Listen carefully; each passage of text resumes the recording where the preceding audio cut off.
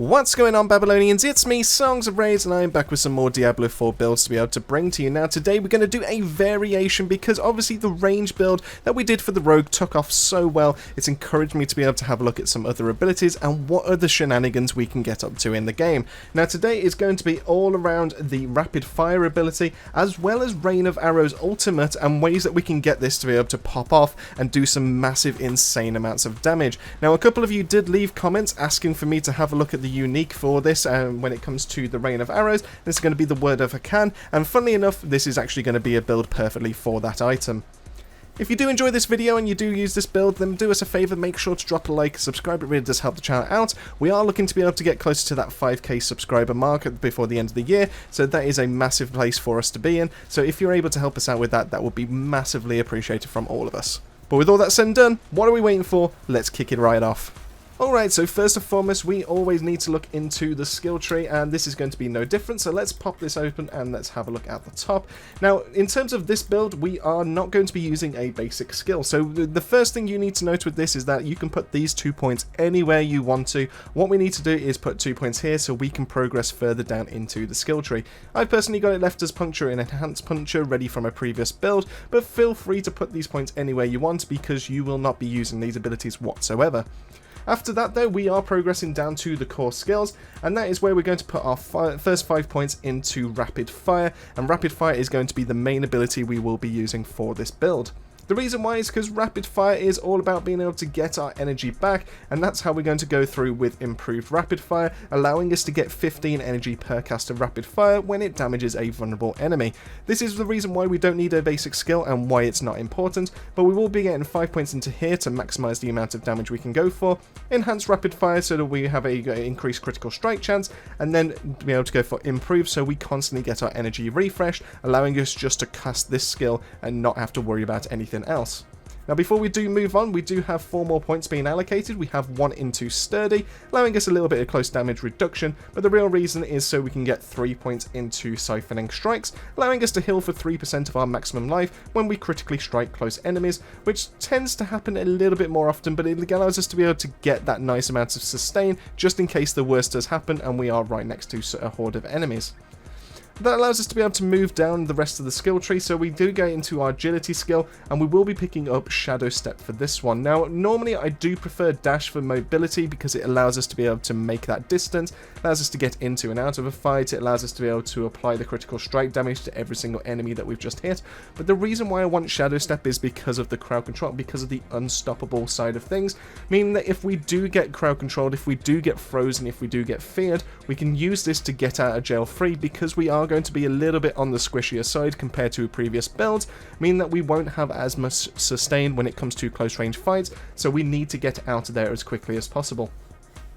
How Shadow Step works with that is that we can target an enemy, we can stab them. This gives us an extra 50% increased movement speed for 2 seconds afterwards, allowing us to be able to run away. But on top of that, because we are enhancing it, so we get damaging an enemy with this ability, increases our critical strike chance against them for 8% for 3 seconds, and also Disciplined, allowing us to reduce that cooldown further, so that we can use this more often, just in case that crowd control keeps coming. It means that Shadow Step's cooldown is reduced by 3 seconds when it damages an enemy you have not hit with Shadow Step in the last 4 seconds. So as long as you keep taking on unique enemies with this one, you constantly keep reducing it down from 9 seconds all the way down to 6 seconds, which is unbelievably quick and means that you'll never really get caught off guard.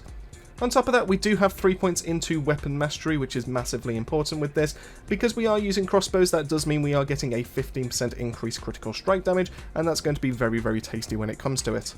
Moving straight down though, that allows us to go into the Subterfuge skill tree, and we are going to be picking up our friend, the Poison Trap, allowing us to do damage over time, also giving us Enhanced, allowing us to knock them down for 1.65 seconds, and on top of that, countering Poison Trap, allowing us to potentially get our imbuement skill cooldowns back every time we activate this, because we are planning on using 2 imbuements due to the fact that Rapid Fire is an imbuable skill. So we are picking up those, we are picking up 3 points into Exploit, allowing us to deal extra damage to healthy and injured enemies, and we are picking up 3 points into Malice because we are going to be making a lot of enemies vulnerable. That means that we can do 9% increased damage to them. Moving on to there, we now are at the imbuement skills, and that allows us to be able to pick up both shadow as well as poison. Now, technically, normally I would go for cold imbuement, and that allow us to be able to pick up some of these extra things for extra damage to crowd control enemies, but I like the idea that because we are firing more than one shot, and because poison imbuement applies to every single one of those arrows, we can stack up that poison to some insane amounts, and that allows us to be able to leave them to die to the damage over time. So first, let's have a look at shadow imbuement. This allows us to be able to infect enemies with shadow damage, dealing so much damage and exploding once we actually manage to kill them, or after 6 seconds, whichever happens the soonest. This allows us to be able to do some crowd control. This is probably the best ability allowing us to do crowd control in this build, but it is absolutely amazing. And then once we do it in enhanced, we can do critical strike chance against injured enemies, and we also have mixed shadow imbuement. So enemies infected by shadow imbuement take 12% increased non-physical damage from us for 8 seconds. Normally you would go for blended, but because we have something in our Paragon tree that's going to be applying vulnerable regardless, it doesn't make much sense to be able to go for that. So we will be picking up mixed, allowing us to deal even more damage to enemies that have been inflicted with this ability. If we do then need to follow up with poison imbuement, and is absolutely perfect to be able to take on bosses. Before we do move on, the stuff that does affect to our shadow imbuement, we do have 1 point in shadow crash, allowing us a chance to be able to stun enemies, and then we also have consuming shadows, so every time we kill an enemy with shadow damage, we do generate 20 energy. The reason why this is important is because when we did look at rapid fire, you can see that this costs 25 energy to be able to cast, and we are only getting 15 energy back per cast of this ability, so we are slowly dwindling down our energy. While we do have energy regen in standard for this build, and we do have other ways to be able to keep it, this gives us some nice consistency, meaning that we will never ever have to worry about energy, so we'll constantly keep topping ourselves back up. So now that we've covered shadow imbuements, let's cover the other one of our imbuements, and that's going to be poison, allowing us to be able to do 132% of our base damage over 6 seconds to enemies, and we can increase this even further every single time we put a point in. I would probably recommend putting a couple of points in here, but I'm still technically messing about a little bit in terms of like maximizing the effectiveness of this, but poison imbuement is well worth the extra points to increase the amount of poison damage that you will be doing. On top of that, we have gone for enhanced, increasing the duration that we will be poisoning enemies by 1 second, and we also have blended, critical strikes with poison imbued skills that deal 75% increased poisoning damage, making this absolutely insane in terms of the amount of damage over time that we will be doing, especially once you factor in the fact that it can be stacked once we have every single shot of our rapid fire. Before we move on, we do have 3 points into precision imbuement, giving us a 9% increased critical strike chance, which is absolutely perfect to go combine with blended poison imbuement. And we also have 3 points into frigid finesse because we are using frostburn once again with this build. Now, if you do not have that unique, feel free to be able to move these 3 points. I would probably recommend popping them into poison imbuement straight away to increase the amount of poison damage that you will be doing. Moving on from there, we do have our ultimate skill tree, and this is where we get the Rain of Arrows. The Rain of Arrows is kind of by and largely ignored. The reason why is because Shadow Clone is so much easier to be able to pop off and to be able to use. It duplicates everything that you're going to be doing, and it gives you a nice 60% of your damage, meaning that you can consistently keep throwing out abilities, and is really, really good to be able to pair with another unique gloves, which gives you a chance to be able to summon an additional Shadow Clone, be able to cast the exact same ability once you do a marksman or a cutthroat ability. I do really like Shadow Clone, but the reason why I wanted to go for Rain of Arrows with this one is because I have that unique, which is going to be the Word of Hakan, and with that, it actually does turn into an amazing ability, and we'll showcase some of the abilities off with that, with the gameplay that's in the background. Now, I have put 2 extra points in so we can get Prime Rain of Arrows, where our imbuement skill effects applied by Rain of Arrows have a 20% increased potency. As standard, if you do not have the Word of Hakan, I would probably recommend that you do not use this. It's just kind of a waste to be able to use your imbuement skills on Rain of Arrows. I would highly recommend you use it on your rapid fire. But because we have access to all 3 imbuements, that means Prime Rain of Arrows is absolutely insane, increasing the lethality of every single one of those by 20%. And then we also have Supreme Rain of Arrows, where the second wave will knock the enemies down for 3.3 seconds, which is great to be able to get you to spread enemies out. So anything that's still left standing, anything that's still alive after all the arrows have landed, gives you a little bit of time to be able to make a break for it and to be able to make some space. We do also have 9 points placed in here, so we have 3 more points into Innovation, where lucky hit we have a 30% chance to gain 8 energy, which once again is a great way to keep consistently high energy, allowing us to be able to keep going with that rapid fire. We have 3 points into Second Wind because we will be going through energy vast amounts, so every 100 enemy energy we spend gives us increased lucky hit chance for 5 seconds, and the same with Alchemist's Fortune, because we are using imbuement skills, because we are using 2 of them, non-physical damage we deal has a 15% increased lucky hit chance, which is pretty nice to be able to add on.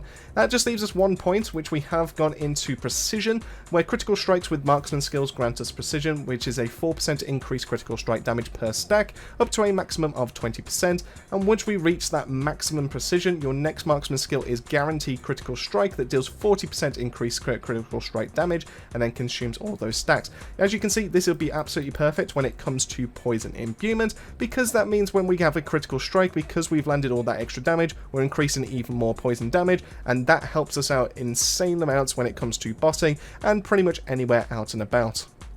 So now that we've covered all of that, let's have a quick look into the Paragon tree and let me see my recommendations. Now, a lot of this hasn't changed from the Penetrating Shot build, but in terms of the main things you want to be able to aim for, you do want to be able to work your way up to the extra damage, you do want to work your way up to the extra damage here. I would recommend in this first glyph slot being able to put in Control. That gives us extra damage to crowd control targets, which we will be doing a massive amount with this build, and on top of that it also gives us extra damage to chilled, stunned or frozen enemies, which is absolutely perfect. The second glyph that I would recommend and the second tree would probably be this one to do with crowd control, because as soon as you can slot this one in, you can move up to be able to get Exploit, and Exploit is going to be the main way as to how this build kind of like comes together, and the reason why is because of that additional bonus where if you meet the requirements for strength, when an enemy is damaged they become vulnerable for 3 seconds. This cannot happen for more than once or 20 seconds per enemy. The reason why that's important is that goes all the way back to our rapid fire, meaning that every single time we hit an every single cast of when we hit a vulnerable enemy, we get that energy back. You kind of want to aim for this as quickly as possible, because that gives you that consistency when it comes to the build to be able to do the vulnerable. If you can't get to this straight away, then feel free to go back to the skill tree. Being able to swap off from Mixed Shadow Imbuement and put on Blended, that then makes the majority of enemies next to you vulnerable when the explosion goes off, and that gives you that consistency until you can get to the Exploit glyph node. In terms of the next tree that I would probably recommend, or in terms of next card, it's going to be the Imbuement one. This allows us to be able to increase the amount of damage that our Imbuement skills will be dealing, so it's definitely worthwhile picking those up, because that's going to be where the majority of your damage kind of comes in. So I would probably recommend, if you're going to move these trees around, fill the first one, grab Control, grab the second one, which is the crowd control, because this gives you enough of the strength nodes to be able to fill it, and then grab Exploit, and then move on to a third tree, and then grab the Imbuement skill card, being able to work your way up to the legendary node on that one.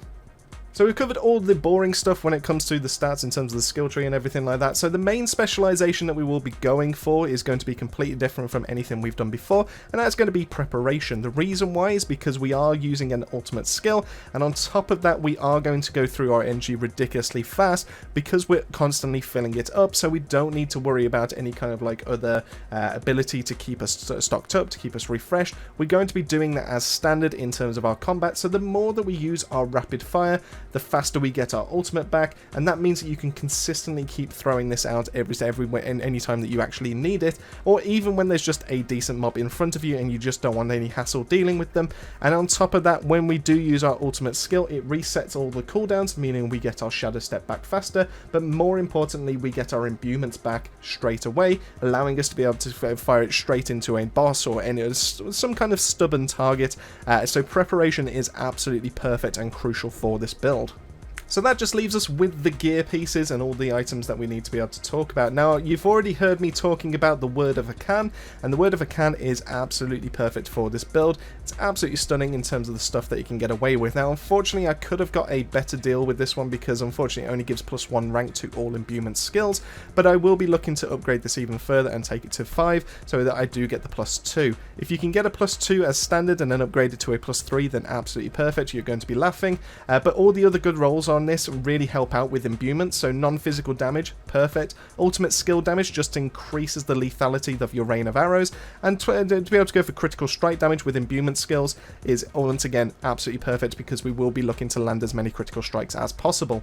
So I would recommend, if you do want to go for this build, having a look out for this, keep an eye out and maybe able to try and potentially farm for this specific unique, but there are a couple others that will help us out in this regard.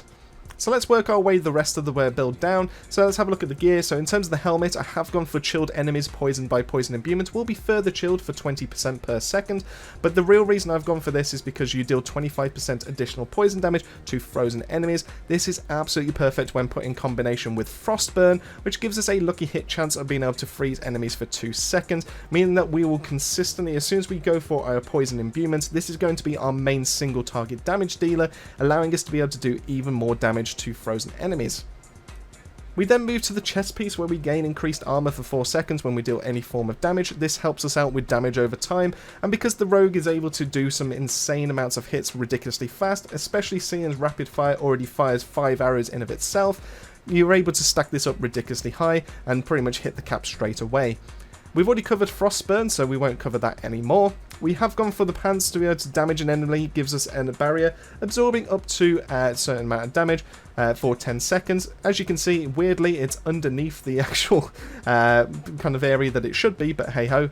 Either way, a barrier is a barrier, and that is absolutely perfect for another combination we will be doing. And this effect can only happen for 30 seconds. If you do manage to get the trousers or the pants that help you out in terms of when you heal above 100% and you get barrier, that's going to be better, and you definitely want to slot that in here instead. But as long as you can get some form of barrier, this will help us out. We have gone for the boots of Penitent Greaves. You do not need to have these, but these are technically some of the best boots that exist in the game, because they still give us a damage boost.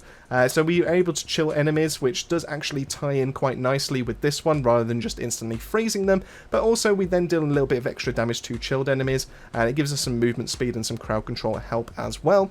In terms of jewelry, we have gone for imprinted to be able to do extra damage while we have a barrier active. This is the other one in combination as to why we have this on the trousers, so it's definitely worthwhile being able to have that combo going at all times. We also have critical strikes with core skills, increase our attack speed by anywhere between 15 to 25% for 5 seconds. This is massive because this allows us to be able to consistently throw out rapid fires ridiculously fast, and that is going to be a big increase to our DPS. In terms of the weapons though, we do have rapid fire has a 30 to 45% chance to ricochet to another target. Overall, this just gives us some really nice crowd control, allows us to be able to take out mobs. It's really effective in that kind of capacity. On the other one, we do have making an enemy vulnerable, has a decent chance to grant 3% increased critical strike chance for 3 seconds, all the way up to 9%. This is going to help us out with some of the crit stuff that is in our build. And then lastly, when it comes to our bow, we do have Edge Masters, where skill deals up to 40% increased damage based on your available primary resource when you cast, receiving the maximum benefit when you have full. Because we are constantly refilling our energy all the way back up, we get to use the majority, the most that we can possibly get out of Edge Masters, and that's why I've put it on my crossbow, my two-handed, to be able to double that from 20% all the way up to 40, giving me a massive damage output increase. But anyway, between me speaking, talking about everything that I've currently got in the build and all the gameplay that's being shown off in the background, I hope you get a really good idea as to how good this build actually is in the game. It's honestly stunning. It's so effective to be able to do it, and it's really kind of refreshing that you don't have to rely on a basic skill. So let me know in the comments section down below, what do you think of this build? Have you tried out something similar? And what recommendations would you potentially change to this build so that we can get the right build going forward? Massive thank you for making your way to the end of the video. Massive thank you to the Babylonian family, as always, for their continued support. It really does help the channel out. And like I mentioned at the start, if you did enjoy this video, if you do want to see more from us at Babylon, make sure to drop that like and subscribe to really help the channel out. But with all that said and done, that just leaves me to say, keep yourselves safe, keep yourselves well, and I'll see you all on our next video.